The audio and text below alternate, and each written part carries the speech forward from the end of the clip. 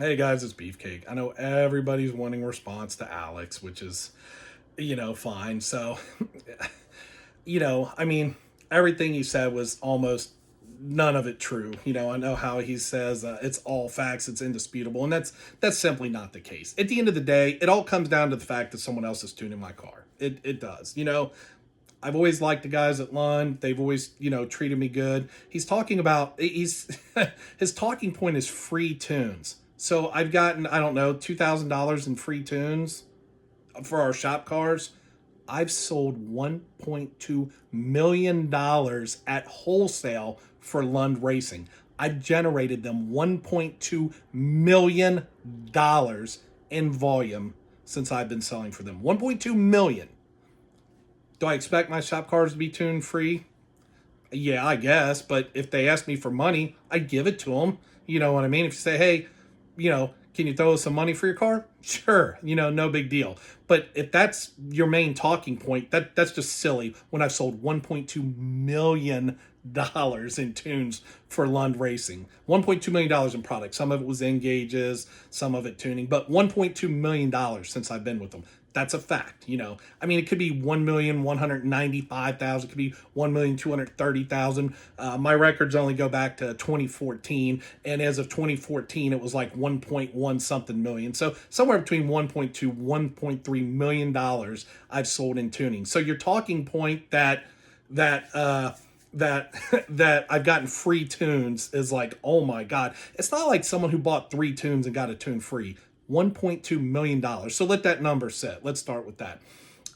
As far as why I called Alex out, and I knew it had something to do with this, I just think it was hypocritical. And not because I thought he owed me anything as far as to be on the show or anything like that. I never thought that. It's his show. It's not my show. It's his show. The only thing that rubbed me the wrong way is he didn't have, when I say man or the balls, to say something up front. Because it's not like I was blocked from the show and, I just couldn't see the show or log on to the show or comment on the show. I could still comment on the show. My comments still showed up in the feed.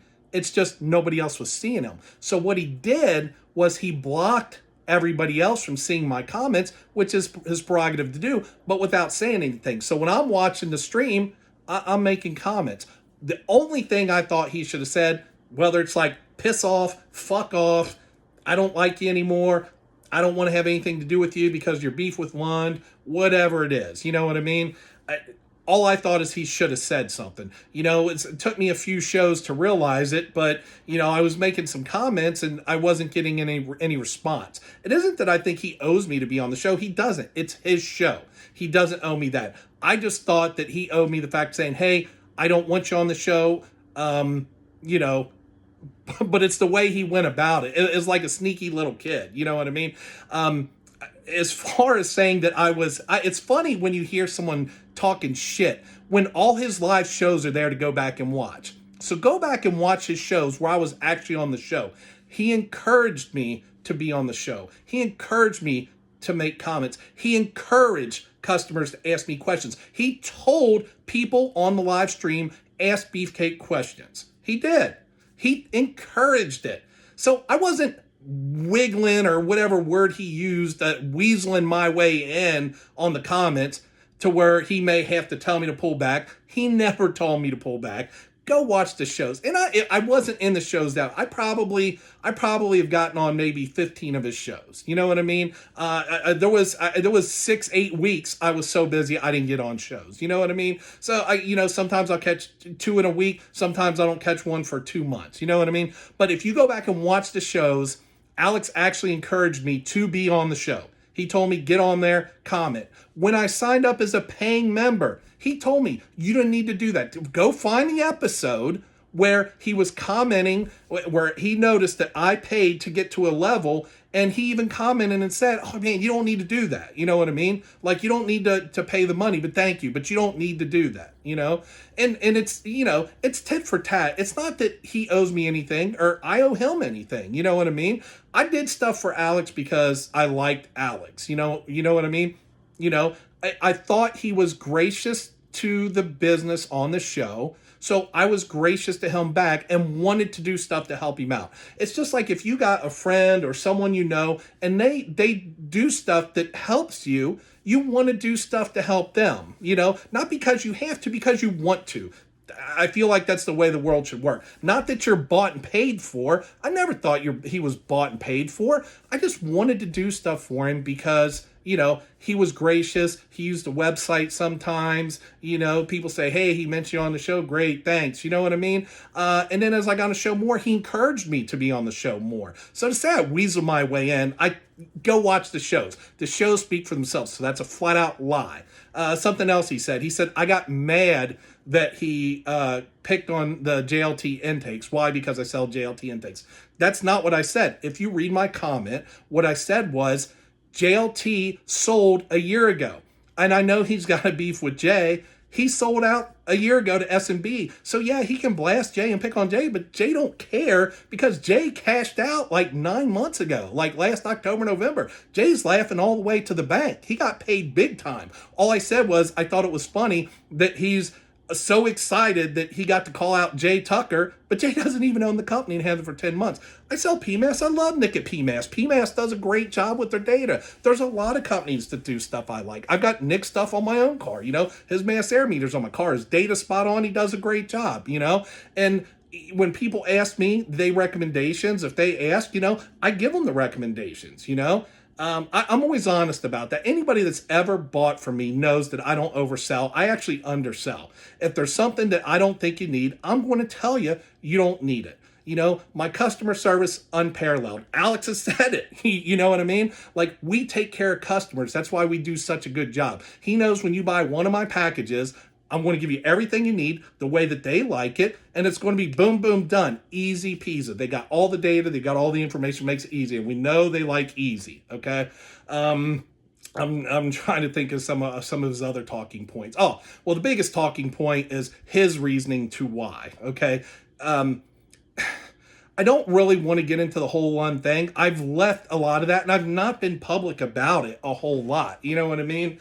I've had people ask me, and some people kind of know, but I spent 9 months not able to get my car down the track. I'm not talking about a month. I'm not talking about 3 months. I'm not talking about 5 months. I'm talking about 6 months. 9 months, my car couldn't make a full boost pass down the track. And they were at the point they weren't willing. It wasn't important enough for them, and that's fine. You want to do the easy tunes, that's fine. That's fine. But the level of vindictiveness after I switched tuners has blown my mind. For someone that's done $1.2 million for a company, for them to be as vindictive as they've been, and maybe they won't want me to sell their tunes. They're trying to keep me from selling tuning because you want fact, I'll give you fact. After I called Lund to tell him I switched tuners and who the tuner was and fixed it, Matt at JP Tunes is who's tuning the car. He used to work for HP Tuners, okay? So, when he went to work for Lund, they thought that he was giving intellectual data away, and they sued him, okay? The case was arbitrated. They found zero wrongdoing by Matt. Case is done. No fault on his. He didn't do anything wrong. Continued to work for Lund. Worked for Lund for 3 years. So they're going to tell you this guy can't tune a car. He's tuned since he was 17 years old. I think around 18 years tuning experience Matt has. 3 years at Lund. If I go paint your house or install floors with you for 3 years, are my tunes going to be similar to yours? Maybe, maybe not. Chances are probably so. If I go work for you laying concrete, the way that you lay concrete and the way you want concrete laid, am I going to pick up your habits? Probably so. Is that reasonable? Is it reasonable? Yes. But anyway,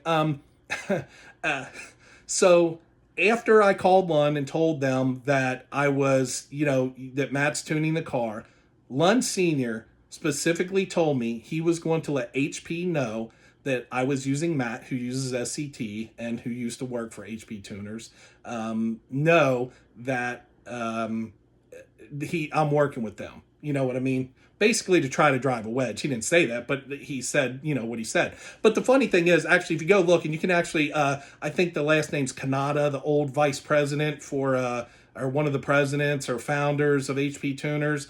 They're actually in a lawsuit with him currently because they found out he was the one that was giving away proprietary data, not Matt. So you can actually look that case up. I think it's in Canada right now, or, based out of California, suing Canada, but CANNATA. So look that up. That's where the case is at now. It's not has anything to do with Matt. Matt was found to not have anything to do. But they're going to try to use that to say, oh, he's stealing intellectual property. But he actually worked for Lund for 3 years. So, I mean, it is what it is. If they don't want me to sell their tunes, if HP doesn't want me to sell their devices, it is what it is at this point. But I want to put the facts out there. And then Lund called me 2 weeks later and told me that HP now knows, that he made sure they know that I'm working with Matt.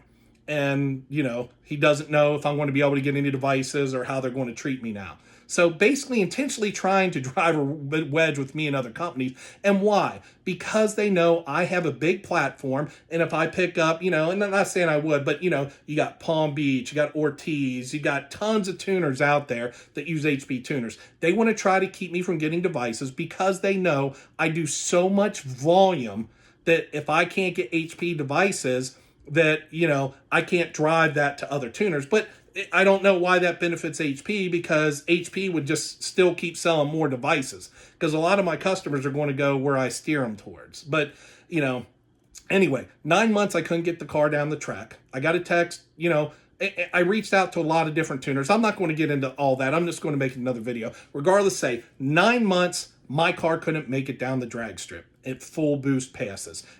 Alex tries to blow it off like it's not a big deal. If you had a car that couldn't make it down the track for 9 months, for whatever issue, whether you're an NA, a boosted car, for whatever issue, if you had someone tuning your car for 9 months and you couldn't make it down the track, if your computer shut down on you during the run, what would you do after 6, 7, 8, 9 months? Would you start looking for other things, And we did a lot. I did a lot of stuff over that. I'm not going to get into it all in this video, but we did a lot of stuff for 8 or 9 months. Everything that I was told to do.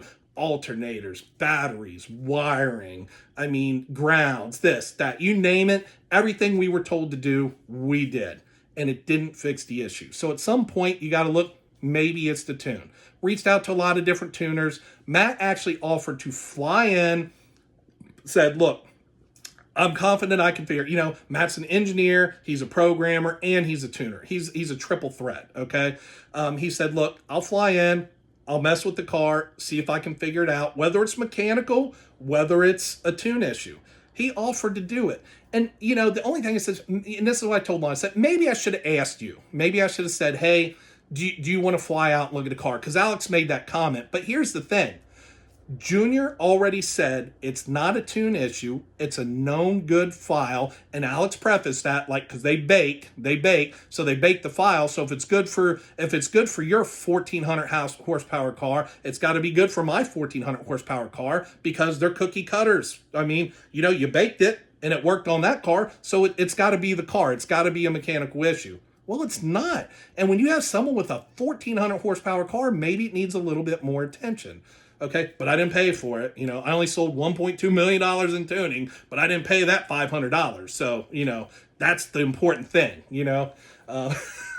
It's a good talking point. Oh, and yeah, I'm heavy. I'm fat. That seemed to be a big focal point for Alex, because I'm overweight. That has something to do with business or the car or whatever. Not the tune issue, not the fact that the car couldn't get tuned, the fact that I'm overweight. That's where the problem's from. Maybe not. But anyway, all the talking points, they're all a load of crap. Go back and watch his shows. Go back and watch any show I was on. He encouraged me to be on the show. He encouraged me to do different things. Someone said something about a giveaway. Well, see, Alex, when he first started blocking comments, I think he only blocked them for himself. So that must not be why he said it. We were on a show, I don't know if it was a Sunday, and he said, nobody's giving likes on the show. And then someone else said, oh, we don't have any giveaways. I said, hey, Alex, why don't I give an RTD away if you get to 300 likes? Well, apparently because he had me blocked from just him, he couldn't see that. So it wasn't that I didn't authorize a giveaway. I literally said it on the show. He just couldn't see it because he had me blocked. So at the end of the day, as far as Alex is concerned, it all comes down to, I just thought he should have said, hey, Beef, fucking piss off. I don't want you on the show. Don't actually let me still be on the show. Don't let me pay money to be someone to watch your show, like a preferred status, and yet you've got me secretly blocked. At least be a man and say, hey, I don't want you on the show. That's all I thought he owed me. I didn't think he was bought, paid for, owed me anything because of that. I just thought, be a man and say, hey, I think you did this. Whether it's true or it's not, I got to stand behind my employer. I respect that 100%.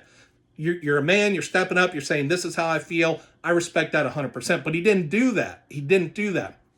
What if every paying member, what if you were on the show and you're paying, to be a premium member, and you're making comments, and you find out after a couple weeks that nobody's actually seen your comments, but yet your money's still being taken? What would you think about that?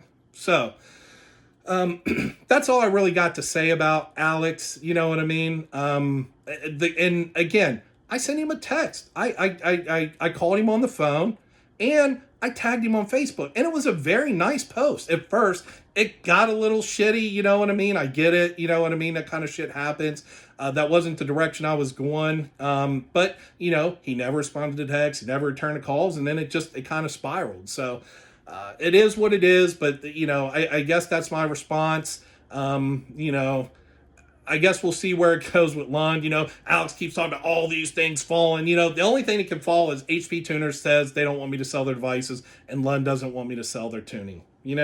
At the end of the day, it is what it is. You know what I mean? We've driven a lot of business their way. We can drive a lot of business other ways too. I work with other tuners. We'll probably pick other tuners up. But at the end of the day, it really comes down to money. They're threatened because now one of their high-profile cars, they couldn't tune the car, and I went somewhere else, and they were able to do something and fix something that Lund couldn't fix, and it was tune-related. So instead of saying, you know what, maybe we should have gave it more attention, they're on the offensive, aggressive side. They're trying to drive wedges between me and HP Tuners. They're trying to drive wedges with whoever else and say whatever else. I don't know. But at the end of the day, what do you do? All I can do is keep going out about my business. We got a great business. We take care of customers. All my customers know that. Had a customer had an issue with the tune yesterday. I called him on a Sunday. I FaceTimed him, walked him through loading the tune, helped him out with everything, got everything sorted out for him. That's what we do. Anybody who does business with me knows. Anybody who's actually personally done business with me knows. When we can take care of customers, if I got big discounts to give, I give big discounts. If I don't have much of a discount, then I don't have much of a discount. So, but all of Alex's talking points are completely and totally fabricated. To say Matt stole their tune file, Matt doesn't tune with HP. He came in and he started writing tunes from scratch with SCT software. And in his software, he wasn't able to not have the issue either. He flew in town. He spent the day with the car. He was not able to tune the car any, better at the time. Okay? So we even tried switching PCMs. He wrote a second tune, started over with an entirely different strategy. Maybe it was strategy related. Matt took all that data, went back to Florida, went through it all. After about a week, he said he's pretty confident he had the issue figured out. He asked us to put the car back on the dyno. He sent us another SCT configuration, not an HP log configuration. He wanted Brian to log one more thing on the car. Brian logged it, sent it back. He confirmed what he thought the issue was. He wrote another new tune from scratch. Again, Matt's a 15-year tuner, 3 years experience just with Lund Racing. He's a pretty smart guy. And wrote a tune from scratch. SCT, the data's there. He's got the PMAS data for a 3.5-inch tube. He's got the FIC 2150 injectors. It's not that hard if you know how to tune to put the proper data in there. And the car fired right up, We spent, to say he doesn't know anything about transmissions and tuning, we spent the entire day with the Suncoast guys, where, Matt is getting really behind this 10R80 program and spent the whole day at Suncoast. He's a very intelligent person. He understands the inner working of the transmissions, the converters, how everything works, not just the tuning side. He understands the building and engineering side. So it's really neat to listen to Matt talk. And, he's really behind that. There's going to be 35 million 10R80s on the road. So all you hear is Alex talk about 10R80's junk. All you hear Lund say, 10R80's junk.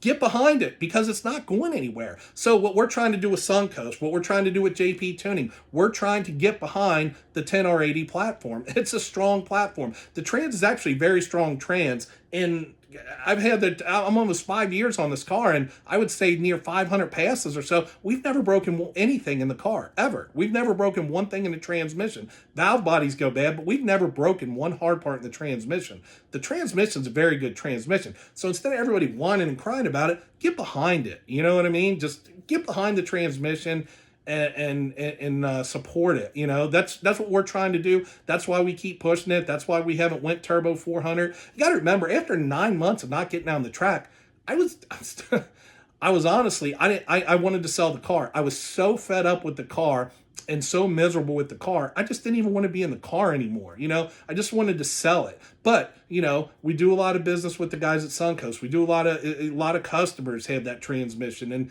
instead of just bucking out, you know, Matt offered to fly in and try to help me with the issue. And he helped and he fixed it. You know, he found what was wrong, what was missing in the tune. He was able to write patches into the software to correct the issue. And now the car runs great. You know, we're going to go out. We're going to set new bests in the car. Will it be world record breaking? No. I know there's some tin cans out there running in the sevens. You know what I mean? But we should go low eights in the car. I'd love to see a 7 out of it. We're going to try Ford at 4,000 pounds. Yeah, if you put a lighter guy and then this fat guy in the car, it's probably going to go a little bit quicker, but it's my car and I want to drive it. So, yeah, I'm big. I'm 340. So what? What does that have to do with anything? That's what you got, that I'm fat.